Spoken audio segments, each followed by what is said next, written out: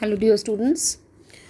So this is my 28th video and today I will discuss with the model questions of your coming examinations. So let's start with the statistical questions, its meaning, scope and importance. First of all, the question comes like this, that what statistics word in German means, that is statistics शब्द की उत्पत्ति German भाषा के किस शब्द से हुई है। इसमें आपको ऑप्शंस दिए जाएंगे बहुत से, जैसे स्टेटस, स्टैटिस्टिका, स्टैटिस्टिक और नन ऑफ दीज। तो इसका आंसर होगा स्टैटिस्टिक। स्टैटिस्टिक जर्मन वर्ड से हमारे स्टैटिस्टिक्स की उत्पत्ति हुई है। सेकंड क्वेश्चन है, सांख्यिकी या स्टैटिस्टिक्स इम्पॉर्टेंट क्यों है। पहला ऑप्शन है प्रोडक्शन कॉस्ट डिक्रीज करता है इसलिए, उत्पादन लागत कम करती है। दूसरा, ईजी टू यूज़ है, आसान है। तीसरा, इनमें से कोई नहीं है। या चौथा, उपयुक्त सभी हैं। तो इसका आंसर होगा, चूँकि statistics is important because production cost decreases. ठीक है, ये होगा इसका सही आंसर। नेक्स्ट क्वेश्चन इज, सांख्यिकी लागू क्या करती है। What does statistic implies. First option है डेटा, दूसरा एग्रीगेट समूह, तीसरा इनकम, चौथा मेथड एंड डेटा। इसका आंसर होगा इट इंक्लूड्स या it implies method and data. So statistics implies method and data. ठीक है। Next question, format of a table is. सारणी के प्रारूप क्या है। फॉर्मेट ऑफ अ टेबल क्या है। इसमें क्वेश्चंस होते हैं, जैसे ऑप्शंस होते हैं इस प्रकार से, संख्या टेबल नंबर, शीर्षक title, head note and last option is all of these. तो आप ऑल ऑफ दीज पे कलर करोगे। ठीक है। नेक्स्ट क्वेश्चन इज, सांख्यिकी किसका ध्यान रखता है। Statistics is the consideration of. पहला ऑप्शन आर्थिक क्रियाओं का, दूसरा रोज के कार्य का, तीसरा दोनों का, चौथा इनमें से कोई नहीं। तो आंसर होगा इसका दोनों का। सांख्यिकी जो है वो इकोनॉमिक एक्टिविटीज, आर्थिक क्रियाओं का और रोज के कार्य का, दोनों का ध्यान रखता है। Next question, where is Indian statistical institute located in India. Where is Indian statistical institute located. इस तरह से भी क्वेश्चन हो सकता है। Options are Delhi, Chennai, Mumbai and Kolkata. ये 2019 के क्वेश्चन में आया हुआ है। तो so the answer will be Kolkata. Next question, सांख्यिकी कला एवं विज्ञान है, यह किसने कहा है। Statistics is both art and science. Who said this. Options are Tippett, second Bowley, third Fisher and fourth is Edgeworth. ये सब इकोनॉमिस्ट्स के नेम है। So the answer is Tippett. Tippett ने कहा था स्टैटिस्टिक्स या सांख्यिकी कला एवं विज्ञान दोनों हैं। नेक्स्ट, स्टैटिस्टिक्स कौन से लैटिन शब्द से लिया गया है। Statistics is taken from which Latin word. Options are first status, B statistica, C state and fourth is none of these. So the answer will be status. Statistics जो है वो लैटिन के status शब्द से लिया गया है. Next question. Next is world statistics was first used in which year?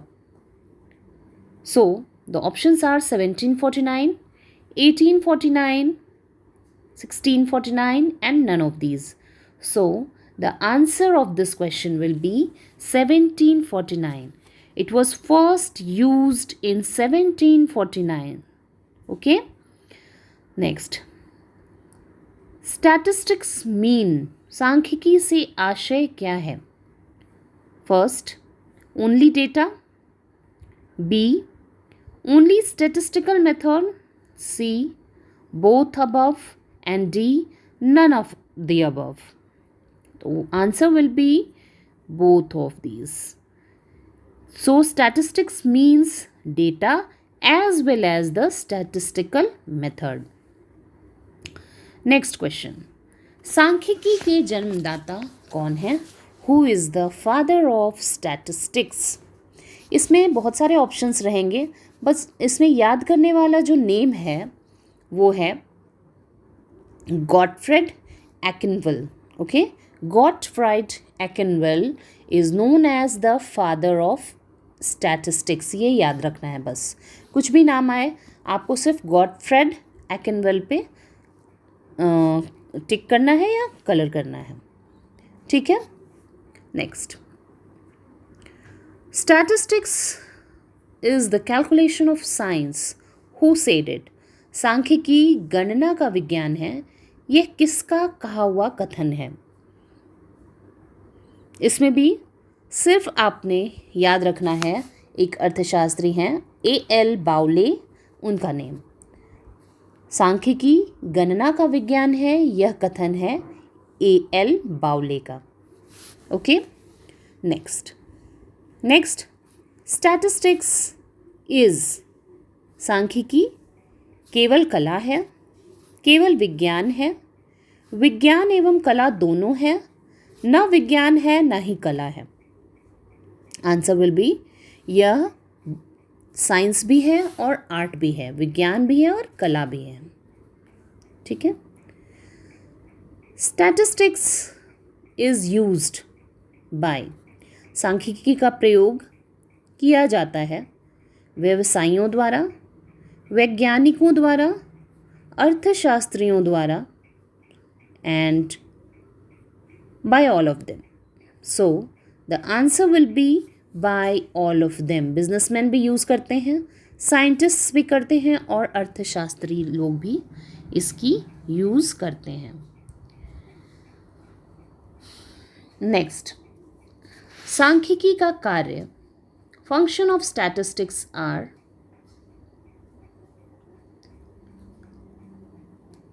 Statistics simplifies complexities. जटिलता को सरल बनाती है. दूसरा ऑप्शन है ग्रुप ऑफ स्टैटिस्टिकल फैक्ट्स. समंक तथ्यों के समूह को हम सांख्यिकी का कार्य कहते हैं. तीसरा समंकों में अभिव्यक्ति एक्सप्रेशन फ्रॉम स्टैटिस्टिक्स. चौथा उचित स्तर की परिशुद्धता correct level of precision. So the answer will be the first, that सांख्यिकी का जो कार्य है वो है जटिलता को सरल बनाना. Statistics simplifies complexities. तो इतने सारे हम लोगों ने स्टैटिस्टिक्स से क्वेश्चंस देखे हैं. अभी हम और इस पे चर्चा करेंगे क्वेश्चंस पे. अभी हम लोगों ने बहुत सारे सेंट्रल टेंडेंसी, अरिथमेटिक मीन के क्वेश्चंस को सॉल्व किया है. इसमें मैं आप लोगों को कुछ क्वेश्चंस इस प्रकार से देना चाहती हूँ, इसको आप प्रैक्टिस करिएगा.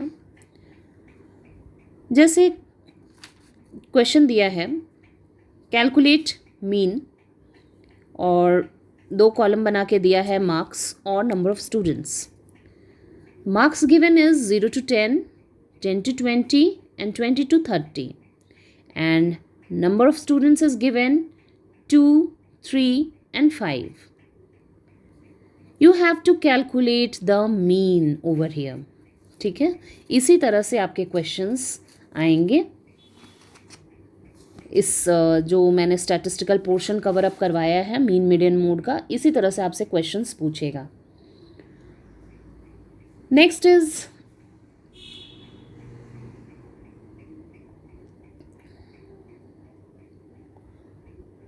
The difference in the lower upper limit of class is known as. ठीक है, किसी वर्ग की उच्च एवं निम्न सीमा के अंतर को हम क्या कहते हैं? ये हम लोगों ने बहुत सारे क्वेश्चन में सॉल्व किया है ना. ऑप्शन है वर्ग अंतराल कहते हैं, क्या क्लास इंटरवल कहते हैं, वर्ग सीमा कहते हैं, क्लास लिमिट कहते हैं, तीसरा है श्रृंखला कहते हैं, सीरीज कहते हैं, चौथा है क्या क्लासिफिकेशन कहते हैं या वर्गीकरण कहते हैं. तो इसे क्या कहेंगे? हम जानते हैं कि जब हम अपर लिमिट और लोअर लिमिट की डिफरेंस को देखते हैं तो हम उसे क्लास इंटरवल कहते हैं. ठीक है, वर्ग अंतराल कहते हैं. इसी प्रकार से आप इन सब क्वेश्चंस पे ध्यान देंगे. नेक्स्ट क्वेश्चन है इसमें जैसे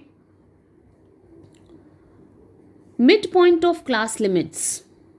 mid points of class limits, वर्ग सीमाओं के मध्य बिंदु को हम क्या कहेंगे? मिड वैल्यू, स्क्वायर, बोथ या नन ऑफ दीज. तो क्या कहेंगे हम इसे? हम इसे कहेंगे मिड वैल्यू.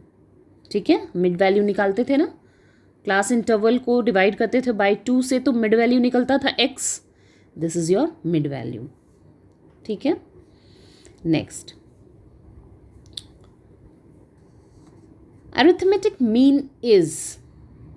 ठीक है, समांतर माध्य है. अब बहुत सारे फॉर्मूलाज को दिया गया है यहाँ पे.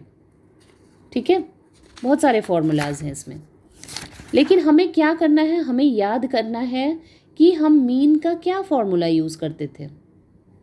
सिग्मा एक्स बाय एन या एन स्क्वायर बाय सिग्मा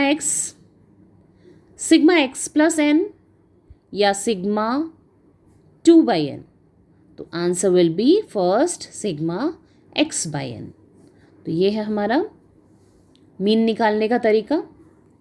अब इसमें क्वेश्चंस इस प्रकार भी पूछते हैं कि जैसे एक अच्छे औसत के गुण होते हैं. Essential quality of a good average is clear and stable, simplicity, absolute number and all of the above.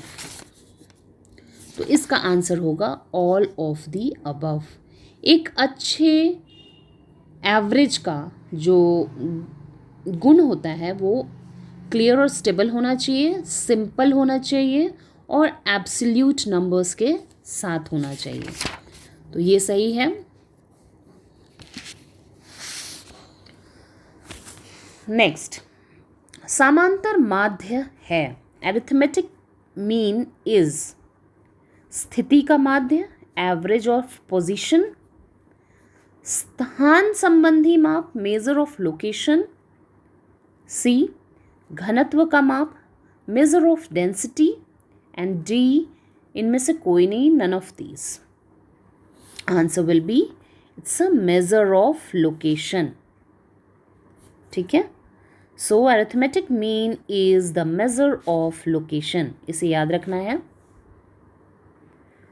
Next question, which of the following can't be determined by graphic method.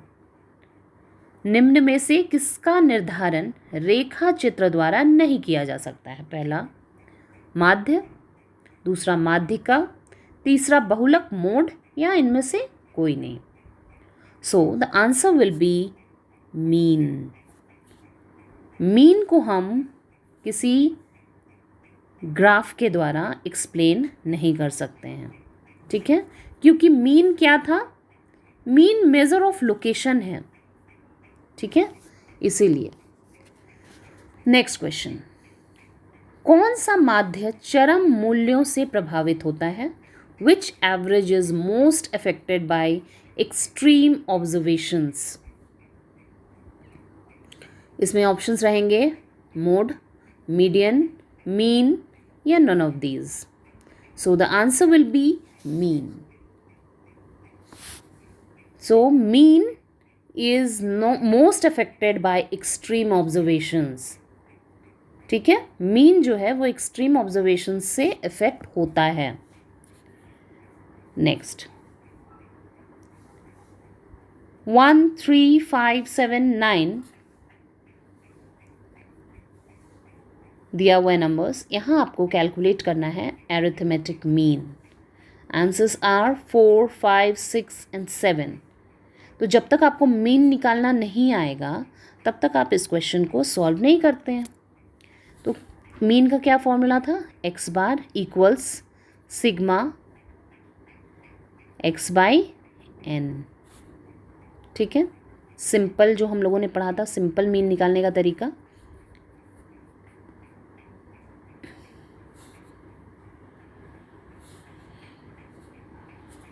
तो कैसे निकलेगा? 1 3 5 7 9 को हम प्लस कर देंगे और divide कर देंगे कितने से? 5 से. तो 1 3 5 7 9 का जोड़ आएगा 25.